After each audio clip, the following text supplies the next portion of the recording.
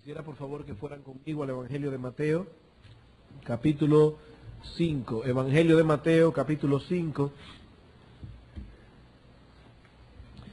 Pero antes de leer los versículos 1 al 3, quisiera que una vez más vayamos a la presencia de Dios en oración. Oremos. Señor y Dios nuestro, a ti acudimos una vez más en esta mañana para manifestar cuán grande es nuestra dependencia de ti. Te suplicamos, oh Dios, que tú te dignes en descender con poder en medio nuestro y que tu palabra pueda clavar el alma de algunos para traerlos con una herida mortal a buscar la sanidad en nuestro Señor Jesucristo. No la sanidad de sus cuerpos, oh Dios, la sanidad de sus almas. Sé con nosotros, oh Señor, en esta mañana y danos el poder explicar estas cosas con claridad, con sencillez, pero al mismo tiempo con convicción y con poder. Te lo suplicamos en el nombre de Jesús. Amén.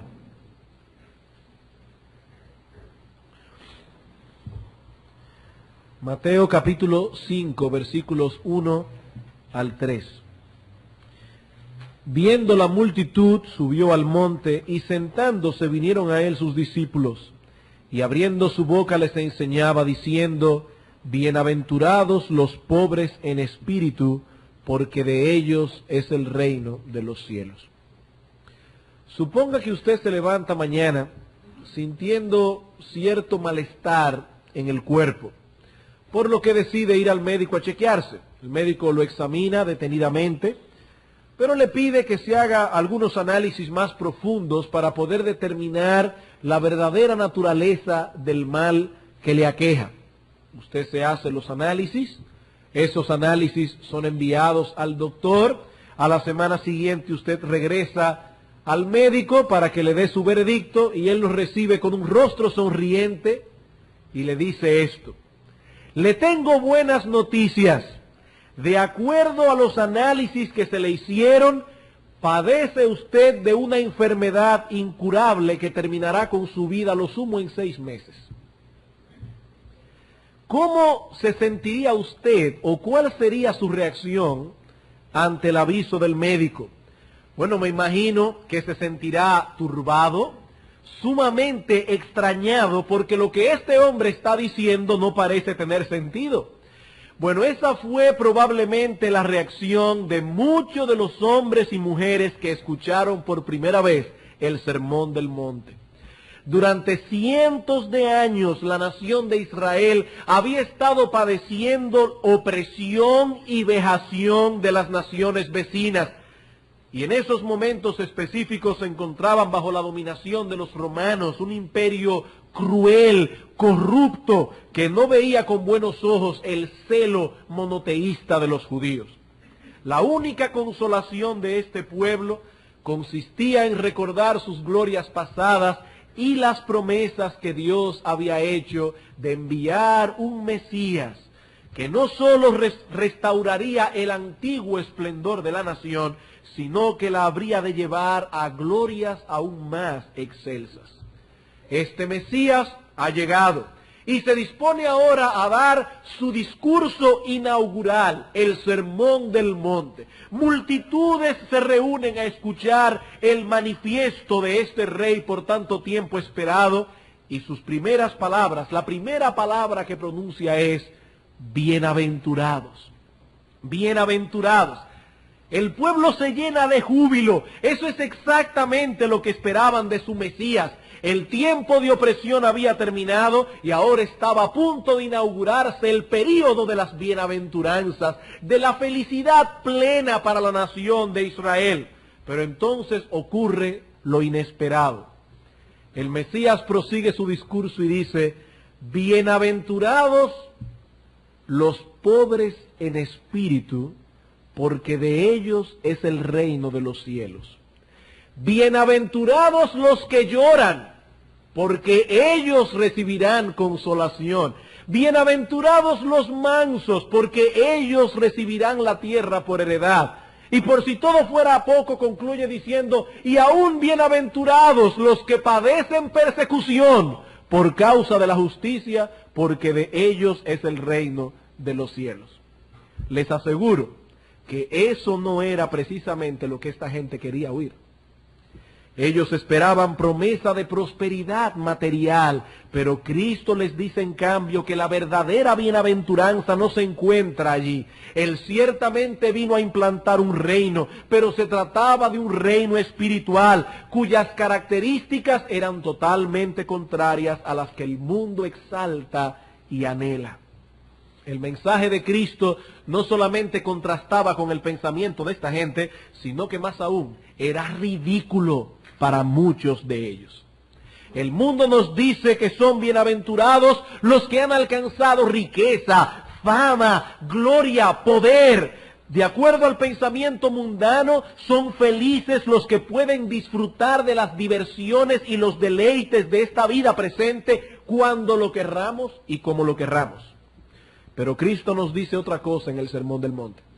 El mensaje de Cristo y del mundo se excluyen mutuamente. Se excluyen mutuamente. Si uno es verdadero, el otro tiene que ser falso por necesidad. ¿Y saben lo que eso significa? Hermanos y amigos que están aquí en esta mañana, significa que hay alguien aquí que nos está mintiendo.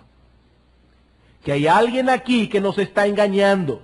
Y si nos equivocamos señalando cuál es el culpable de los dos, sufriremos pérdidas irreparables. Si el mundo tiene razón, no existe un estilo de vida más tonto, más absurdo y más ridículo que el de los cristianos. Si el mundo tiene razón, la única filosofía del mundo que debiéramos seguir es la que Pablo nos describe en 1 Corintios 15:32. Comamos y bebamos, porque mañana moriremos. Comamos y bebamos. Si no hay resurrección, dice el apóstol, tampoco hay promesas para una vida futura. Y si no hay vida futura, entonces no hay razón para seguir reprimiendo nuestros deseos. Debemos dedicarnos a hacer un paraíso de esta vida presente. Pero, si las palabras de Cristo son fieles y verdaderas, los que vivan el estilo de vida que el mundo promueve tendrán una existencia desgraciada en esta vida presente y más aún desgraciada por toda la eternidad. Muchas personas han perdido de vista este antagonismo. Piensan que se puede ser cristiano, seguidor de Cristo, y aún así buscar la felicidad a través del método que este mundo ofrece. No han visto el antagonismo de estas dos filosofías, pero las palabras de Cristo no admiten tal interpretación. Hermanos y amigos, escuchen esto con mucha atención. Aceptar el ofrecimiento del mundo es llamar a Cristo mentiroso. En palabras más sencillas, si usted piensa, si usted cree que encontrará la felicidad y una vida más plena a través de las riquezas, a través de las diversiones, a través de la aceptación de cierta gente, o a través de un cambio en las circunstancias que le ha tocado vivir, para usted Cristo es un mentiroso y sus palabras no son más que un vil engaño. Y por favor, no piense que estoy exagerando tan rápido. Lea detenidamente el capítulo 5 de Mateo y dígame si podemos llegar a otra conclusión. Cristo dice aquí, felices los nadie de este mundo. Felices los que han alcanzado una comprensión profunda de su propia iniquidad y lloran por su condición. Felices aquellos que aceptan la voluntad de Dios sin murmurar, con mansedumbre, sobre todo cuando esa voluntad es contraria a la mía, sobre todo cuando esa voluntad es contraria a mis deseos. Y amigo, eso no es lo que el mundo enseña. Más aún, esto es totalmente ridículo a los ojos del mundo. Aquí hay alguien que tiene que estar equivocado. Alguien nos está engañando. Alguien nos ha vendido una fórmula de felicidad que no funciona y que en realidad opera el efecto contrario. Si el método del mundo es el correcto, el cristianismo es una estupidez. Si Cristo era quien decía ser, el ofrecimiento del mundo es una desgracia. Es una desgracia. ¿Ven cómo no se pueden aceptar ambas cosas al mismo tiempo? El cristianismo es esencialmente opuesto a todo lo que el mundo dice. El cristiano es una persona esencialmente distinta al no cristiano. Noten lo que estamos diciendo, no externamente. Estamos diciendo que el cristiano es esencial, intrínseca, internamente distinto al no cristiano. El cristiano y el no cristiano admiran cosas diferentes, anhelan cosas diferentes. Son distintos por completo en lo que hacen, en la forma en que piensan, cómo hablan, cómo visten, cómo se comportan.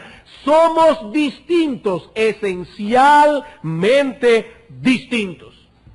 Y como somos distintos, uno de estos grupos tiene que estar equivocados y nosotros no tenemos ningún reparo en hacer nuestras las palabras del apóstol en Romanos 3:4. Sea Dios veraz y todo hombre mentiroso. Sea Dios veraz. Amigo, Satanás es un homicida y un engañador. Él desea tu destrucción. Él desea tu desgracia.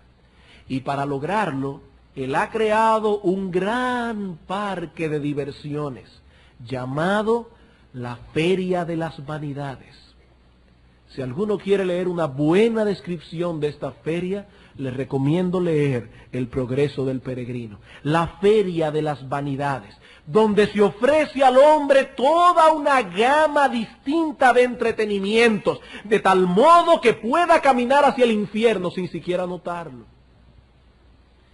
Es una feria tan exitosa y tan atractiva que muchos que profesan ser cristianos, que tal vez están sentados aquí en esta mañana y son miembros de Iglesia Bíblica del Señor Jesucristo, se han enredado en ella.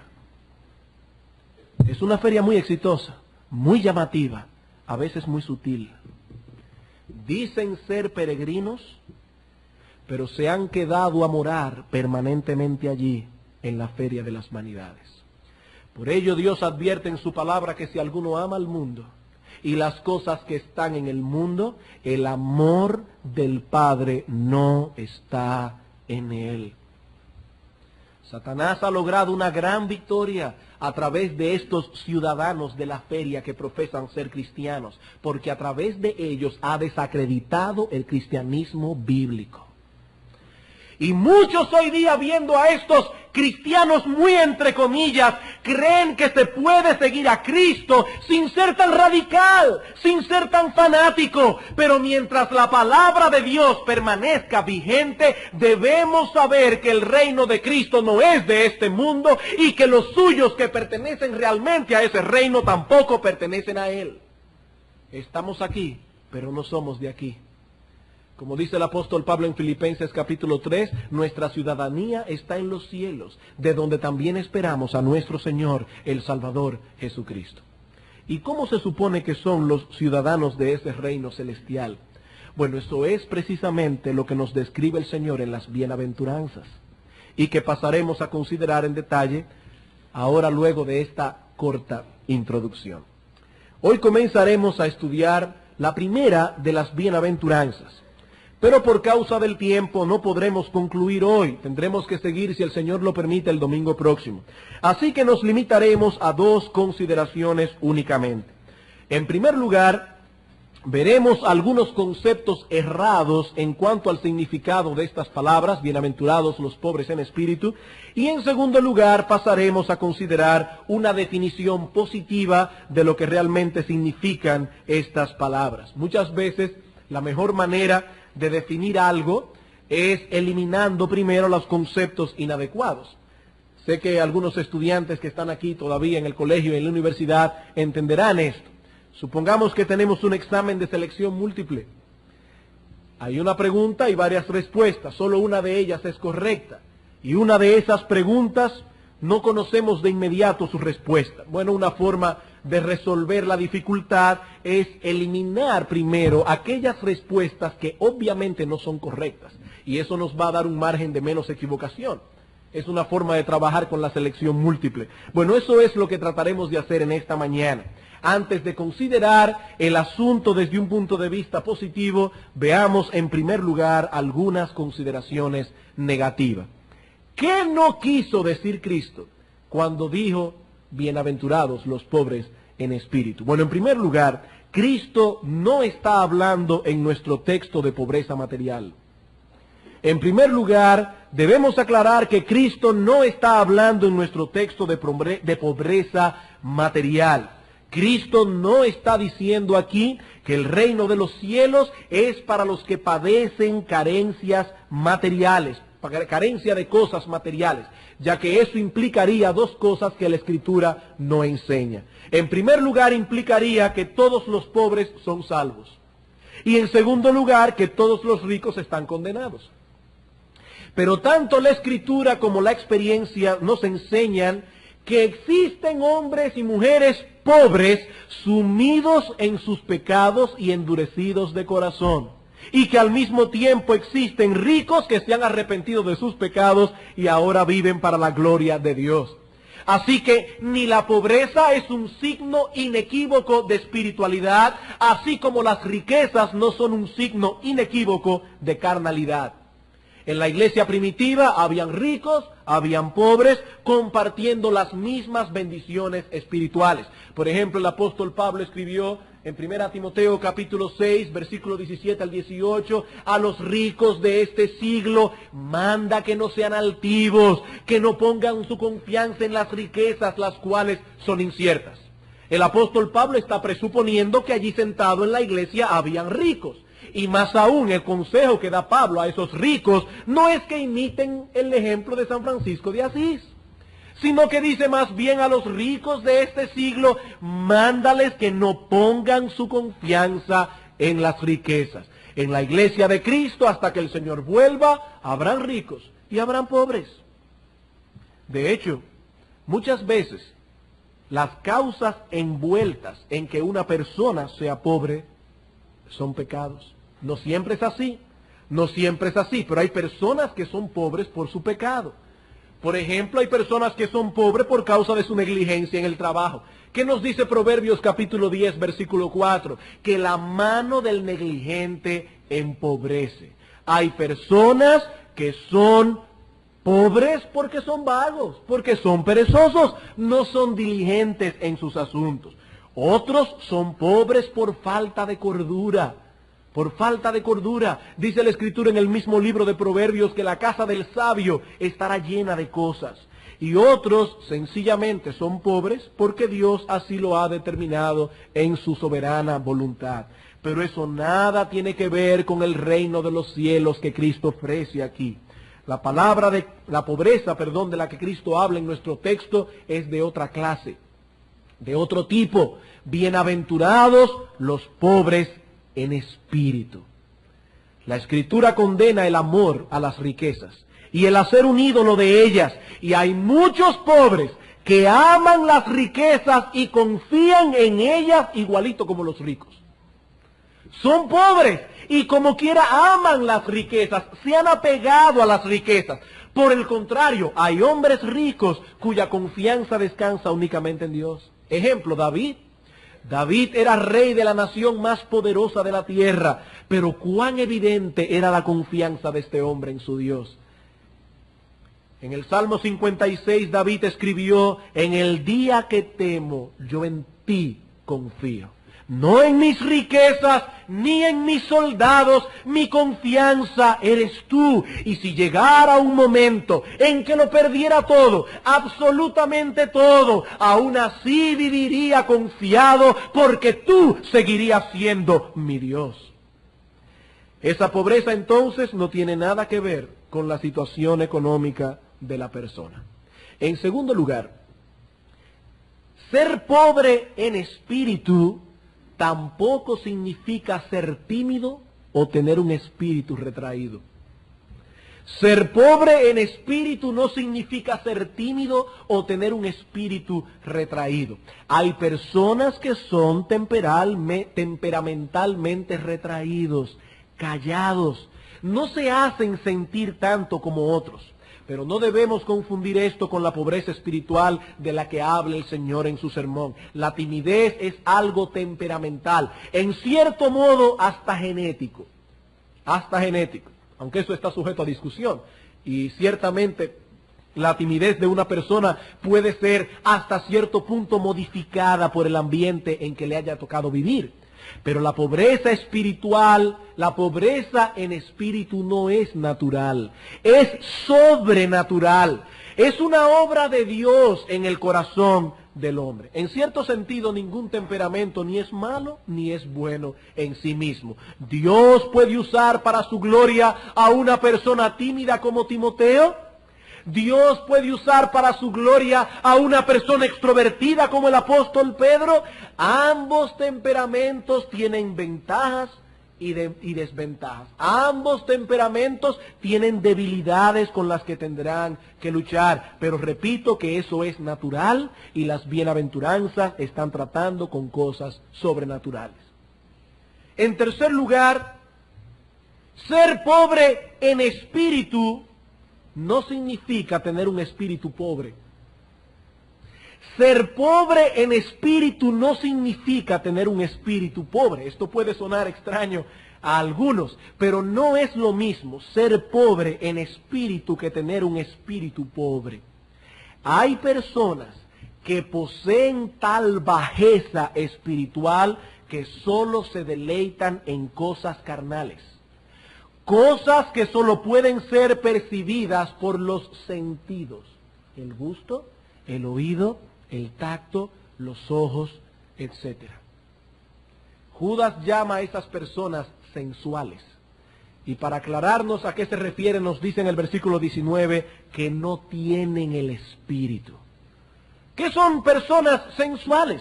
Personas que no tienen el Espíritu Santo en ellos. El Espíritu Santo implanta en aquellos que lo poseen la capacidad de deleitarse en las cosas espirituales, en la comunión de los hermanos, en la oración, en la lectura de la palabra, en venir a la iglesia a adorar a Dios, en meditar en el amor de Cristo. Pero las personas sensuales solo pueden deleitarse en aquellos placeres que se perciben por los sentidos.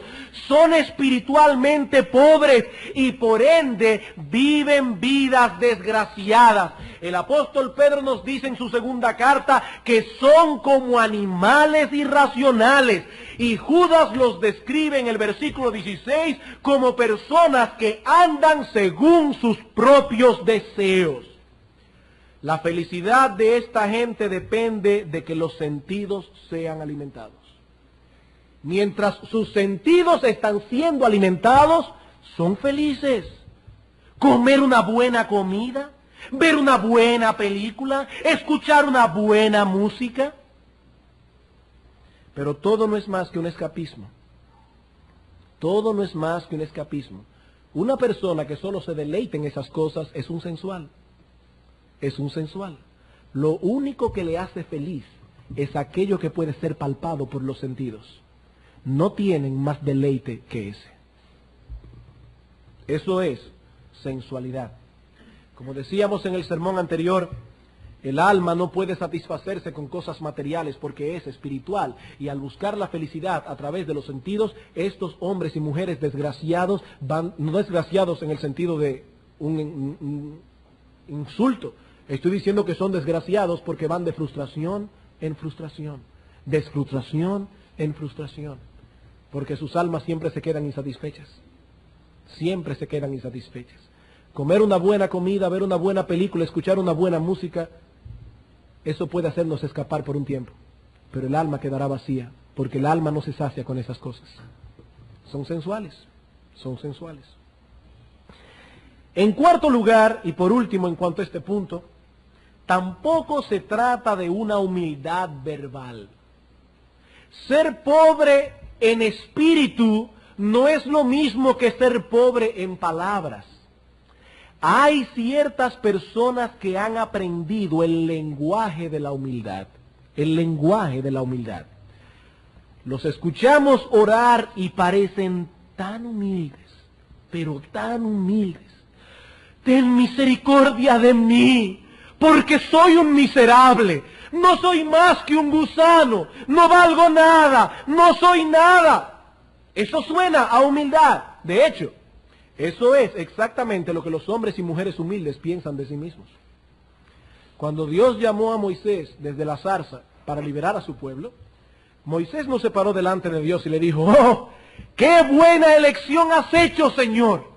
No hubieras podido fijarte en nadie más adecuado. Como sabes, conozco muy bien la idiosincrasia egipcia, ya que fui educado en los mejores colegios de la nación. Por si todo eso fuera poco, viví en el palacio del rey y conozco cómo se manejan las cosas del gobierno. Tengo facilidad de expresión y fortaleza de carácter. Señor, indudablemente no habría nadie mejor que yo para realizar ese trabajo.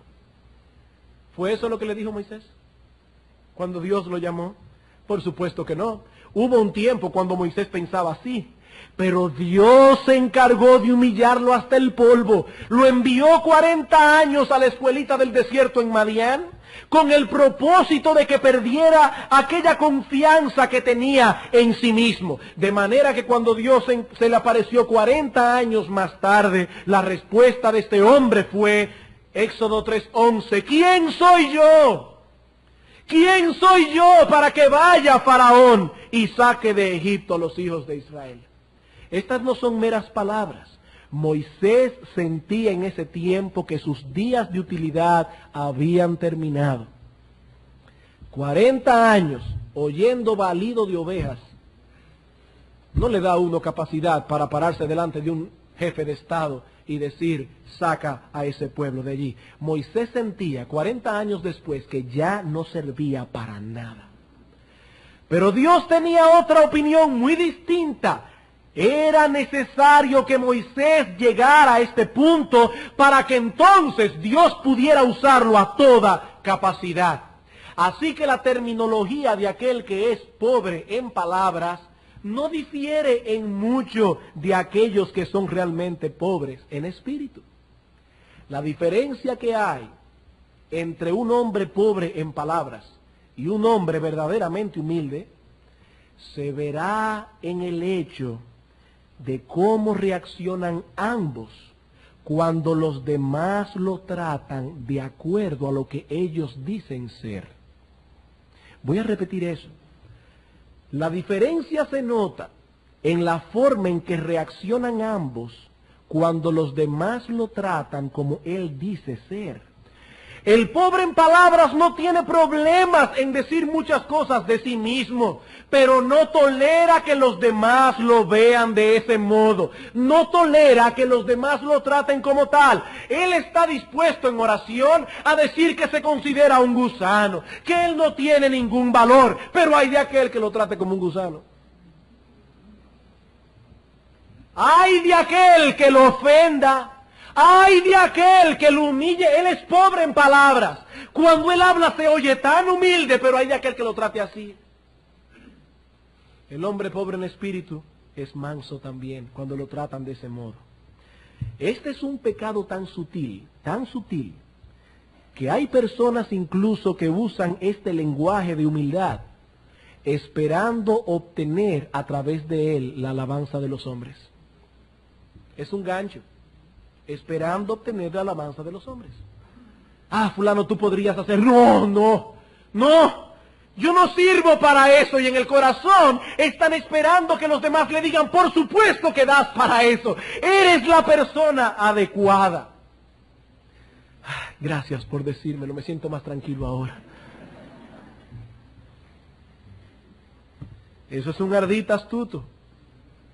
Otros simplemente buscan con este lenguaje evadir su responsabilidad. Evadir su responsabilidad. ¿Recuerdan ustedes la parábola de los talentos? El Señor nos dice allí que Dios entregó a cada persona un número determinado de talentos. A uno le dio 5 y cuando llegó la hora le devolvió 10. A otro le dio 2 y cuando llegó la hora le devolvió 4 a su Señor. Pero finalmente le llegó al turno al que había recibido 1. ¿Qué esperaba el Señor que hiciera este hombre con su talento? Que lo pusiera a producir, aunque solo hubiese sido ganando un talento más. Pero tal vez Este hombre pensó, ¿y qué puedo hacer yo con un talento? Aquellos tienen 5, 2, pero yo solo tengo 1, así que es mejor que aquellos se encarguen del asunto. Ellos están mejor preparados. Yo me quedaré aquí tranquilo reconociendo mis limitaciones. ¿Qué le dijo el Señor a este hombre? ¿Acaso alabó su humildad? Escuchen sus palabras en Mateo 25, 26. Respondiendo su Señor le dijo, siervo malo y negligente. No le dijo siervo humilde, le dijo malo y negligente. ¿A ti no se te pidió que fructificaras como aquellos en la misma medida? Pero si hubieses sido fiel, habrías puesto tu talento, el único que recibiste, al servicio de Dios y de su reino. Así que, hermano, no debemos encubrir nuestra pereza en una falsa humildad. Recibimos un talento, bueno, ese talento lo pondremos a funcionar. Como veremos esta noche, no quiero robarle el mensaje a nuestro hermano pastor Eduardo Saladín. Nadie ha recibido los mismos talentos ni la misma capacidad, pero todos tenemos que ser fieles. Todos tenemos que ser fieles. Bien, habiendo considerado algunos conceptos erróneos, pasemos ahora a una definición positiva de lo que significa ser pobre en espíritu.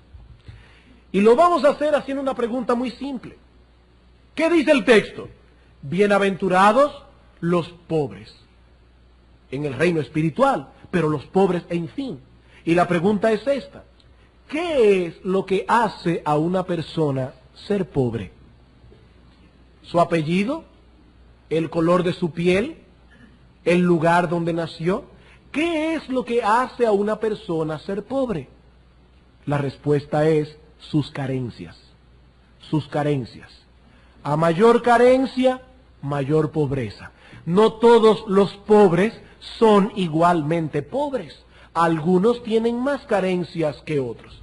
En el idioma griego, que fue el idioma en que se escribió el Nuevo Testamento, hay dos palabras distintas para señalar dos tipos distintos de pobreza. La primera palabra señala a ese hombre que tiene lo suficiente para vivir, pero que no posee nada más de ahí. En otras palabras, vive pero con dificultad. Vive pero al margen. Ese es un hombre pobre. La segunda palabra señala a aquel que carece aún de las cosas necesarias para la vida. Aún de las cosas necesarias para vivir. Y esa es precisamente la palabra griega tojos, la palabra que usa el Señor en Mateo 5:3. Es la misma palabra que aparece en Lucas 16 en la parábola del rico y Lázaro. Lázaro es descrito en la parábola como un mendigo, la misma palabra, tojos, que estaba echado a la puerta del rico lleno de llagas, esperando ansiosamente a que cayera alguna migaja de la mesa del rico para poder comer. Se trataba de un hombre totalmente destituido, no solo de posesiones presentes, sino de la esperanza de conseguirlas en el futuro, a no ser que alguien se apiadara de él. Dice el texto, para poner más crítico el cuadro, que aún los perros venían a lamer las llagas de Lázaro. Este hombre no solo carecía de las cosas más elementales de la vida, también carecía de los medios para salir de esa condición por sí mismo. Alguien puede ser ahora mismo pobre en el presente, pero sabe que tiene amigos que en un momento dado pueden darle una mano y sacarlos de su condición. Otros están pasando por una mala racha, pero tienen cierta preparación y ciertas capacidades que pueden proveerle en el futuro los medios necesarios para una situación más alentadora. Otros sencillamente están esperando alguna herencia. Pero el hombre de nuestra historia no poseía ninguna de estas cosas. Y así ha de ser la pobreza de la que nos habla el Señor en Mateo 5:3. El hombre que posee esta clase de pobreza sabe que espiritualmente hablando no es nada, no tiene nada y no puede salir por sí mismo de esa terrible condición. Este hombre ha sido redarguido de pecado, ha visto cuál es su verdadera condición espiritual delante de Dios y sabe que es un miserable. El mundo insiste en la autoconfianza como algo necesario para obtener el éxito. Confía en ti mismo, tú eres alguien. Pero Cristo dice aquí, felices aquellos que saben que son nadie. Felices aquellos que conocen su impotencia. Felices aquellos que conocen que carecen de justicia propia, que han podido ver su corrupción, que han podido ver su pecado a la luz de la santidad de Dios y que saben que no tienen otra alternativa que ir delante del santuario clamando por misericordia.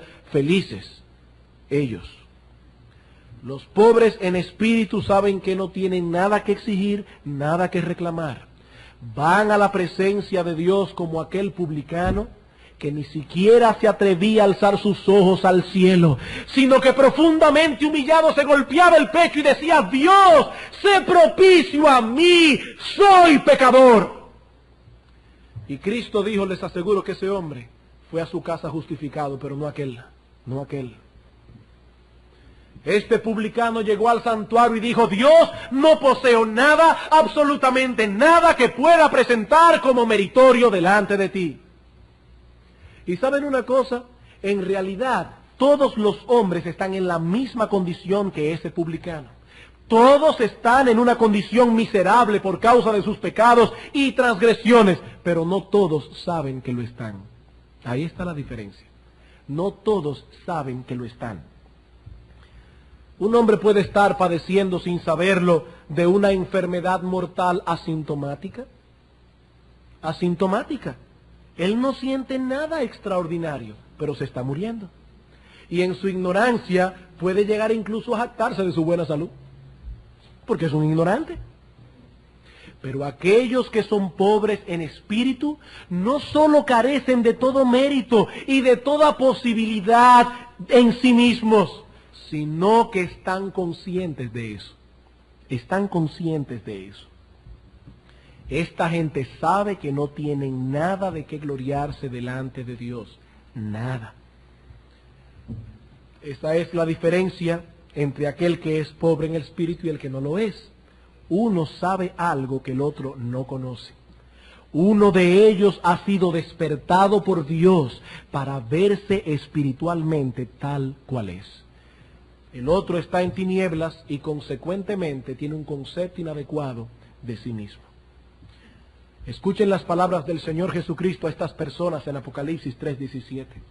Porque tú dices, yo soy rico y me he enriquecido y de ninguna cosa tengo necesidad. Eso es lo que tú dices, pero no sabes que tú eres un desventurado, miserable, pobre, ciego y desnudo. Estás en problemas, dice Cristo, pero no lo sabes. No eres nada, no tienes nada y no puedes hacer nada por ti mismo para mejorar tu condición. Pero tu problema es peor, 1000 veces peor, porque no lo sabes. Crees que eres alguien, que posees ciertas capacidades, pero si te vieras tal cual eres realmente, vendrías al trono de la gracia clamando por misericordia. Los cristianos son pobres en espíritu. Esta condición es esencial para la fe verdadera. Noten que el Señor colocó esta característica en una posición estratégica. Por ahí comenzó. Porque sin ella es imposible todo lo demás. Donde esta pobreza en espíritu está ausente, allí tampoco está Cristo. Los cristianos son pobres en espíritu. Los que no son pobres en espíritu, que creen que son alguien, que merecen algunas cosas de Dios o de los hombres, no son cristianos. Estas cosas son inseparables. Hasta tanto seamos pobres en espíritu, no podremos apreciar a Cristo en toda su belleza. No podremos apreciar a Cristo en toda su gloria. Nadie anhelará el medicamento hasta que esté consciente de su enfermedad. Nadie. No es lo mismo contemplar un barco anclado en el muelle mientras estamos cómoda y plácidamente recostados en la arena cogiendo sol, que contemplar el mismo barco mientras estamos a punto de perecer ahogados en medio del mar, luchando entre la vida y la muerte.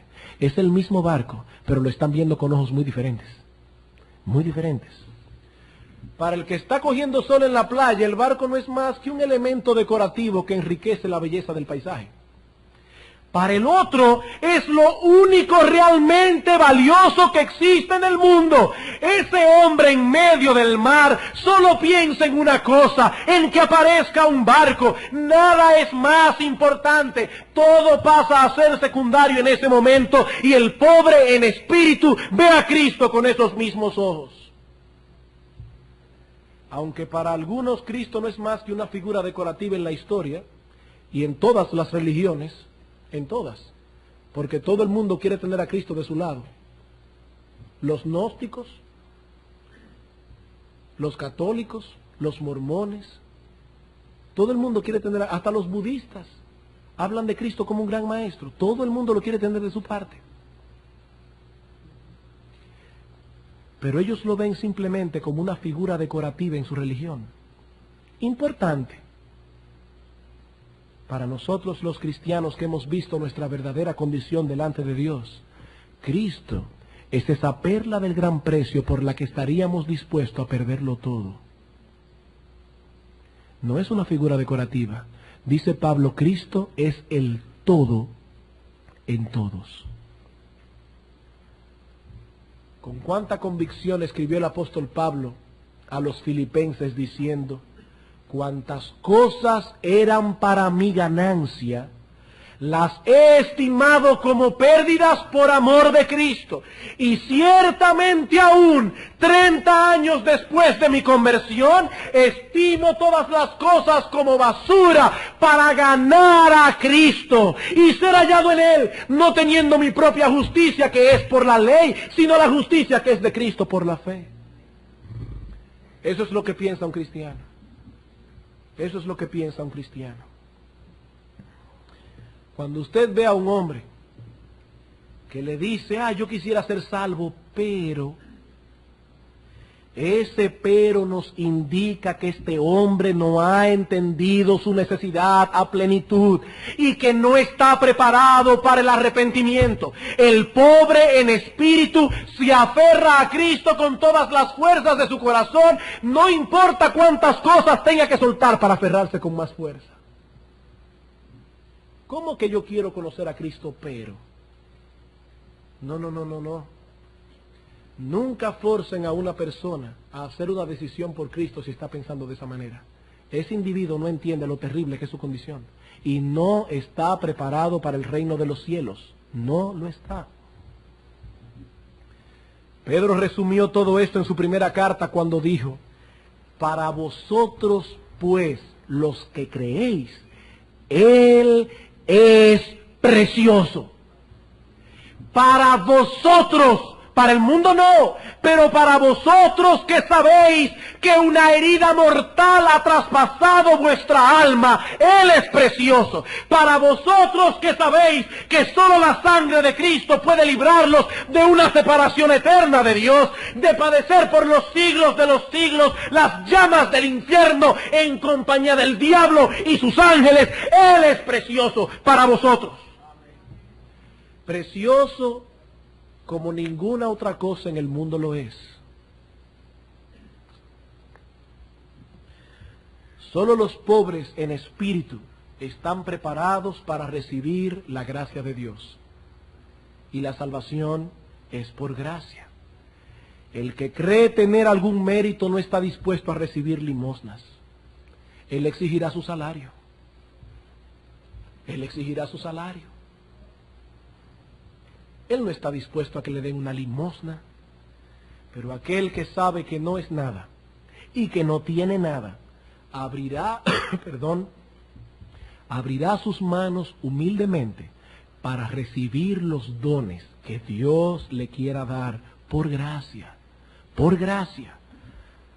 Por eso dice Cristo que los publicanos y las rameras iban delante de los fariseos en el camino a la salvación. Estos sabían que por sí mismos solo había pecado y transgresión, que dependían enteramente de la misericordia de otro. Y Cristo dice, ellos van delante en el reino de los cielos. Ustedes creen que ven, y porque creen que ven en vuestro pecado morirán, pero estos son ciegos y saben que son ciegos. Y yo he venido para eso, para que los ciegos reciban la vista, pero para que los que ven sean cegados. Yo no he venido a llamar a justos, sino a pecadores al arrepentimiento. Solo los pobres en espíritu entrarán en el reino de los cielos. Cristo dijo, bienaventurados, felices, dichosos los pobres en espíritu, porque de ellos, y el texto griego es muy enfático, porque de ellos y solo de ellos es el reino de los cielos. ¿Qué es ese reino de los cielos? Lo veremos la semana que viene. Pero sea lo que sea, lo que Cristo está ofreciendo es un banquete. Es un reino, y un reino de característica celestial. Es el individuo mendigo que va a la puerta pidiendo por misericordia, pidiendo que le den una migaja de pan para no caerse muerto. Y el dueño de la casa le abre la puerta, lo hace entrar, lo sienta en la mesa y le sirve y dice, come todo lo que tú quieras. Bienaventurados los pobres en espíritu, porque de ellos es el reino de los cielos. Cristo dijo que para entrar por esa puerta, en ese reino, era una puerta estrecha, angosta. Nadie cabe por ella con su orgullo inflado. Nadie cabe por esa puerta creyéndose que es alguien. Nadie cabe por esa puerta creyendo que lo merece todo. Nadie cabe por esa puerta creyendo que es alguien. Cristo dijo, entrad por la puerta estrecha, porque ancha es la puerta que lleva a la perdición, y son muchos los que entran por ella con su maldito orgullo. Pero Cristo dijo, estrecha es la puerta y angosto el camino que lleva a la vida, y para entrar por ahí hay que desinflarse. Hay que desinflarse. Si usted cree que es alguien que nadie lo puede tocar, si usted cree que usted no puede aguantar ofensas, usted no está preparado para el reino de los cielos. Usted no es pobre en espíritu. Y porque no es pobre en espíritu, vive una vida desgraciada, amparado en su propia justicia y en su propia confianza. La semana próxima nosotros veremos cuáles son las marcas que caracterizan a los pobres en espíritu y cuál es la recompensa que Dios promete. Pero quisiera decir esto para terminar. Si Dios ha dado a algunos aquí, durante este sermón, una visión más precisa de su condición espiritual. Amigos, si Dios te ha permitido ver dentro de ti mismo, y al ver dentro de ti mismo te has dado cuenta de que no eres nada delante de Dios, has visto tu corrupción, no te quedes mirando dentro de ti mismo. No te quedes allí. Somos pobres, somos viles, miserables, pero en Cristo habita la plenitud de la deidad. Y créeme, amigo mío, su justicia, la de Él, es suficiente para ti. Su justicia es suficiente para ti. Y Él ha prometido poner su justicia en tu cuenta solamente por la fe. Solamente por la fe. El pobre en espíritu es feliz no por sus carencias. Eso no es lo que lo hace feliz. Hermanos y amigos, a mí no me hace feliz ver tan grande que son mis corrupciones. A mí no me hace feliz ver lo impotente que soy. El pobre en espíritu no es feliz por sus carencias, sino por la plenitud de Cristo. Eso es lo que lo hace feliz. Ve a Él como lo hizo aquel publicano, clamando por misericordia, y te aseguro que obtendrás misericordia, porque Él vino a buscar y a salvar lo que se había perdido. Si estás perdido, esa salvación es para ti. Esa salvación es para ti, gratuitamente, por gracia, por medio de la fe. Vamos a orar. Cuán grande, oh Dios, es tu misericordia. Cuán grande, oh Dios, es tu bondad, que nos viste perdidos en nuestros pecados y aliviaste nuestro pesado yugo, y nos has enviado un gran Salvador, que es Jesús el Señor. Oh Dios, gracias por Jesucristo, porque si no hubiese sido por Él, ahora mismo estaríamos muertos en nuestros delitos y pecados. Gracias por Jesucristo. Oh bendito Señor, pero sabemos que Él no fue un gran Salvador, Él sigue siéndolo. Y te suplicamos que en esta mañana ejerza su poder para traer a algunos aquí que todavía están confiados en su propia justicia, humillados al monte Calvario. Ayuda a algunos aquí, oh Dios, a reconocer su pecado y a clamar por misericordia. Te lo suplicamos en el nombre de Jesús. Amén.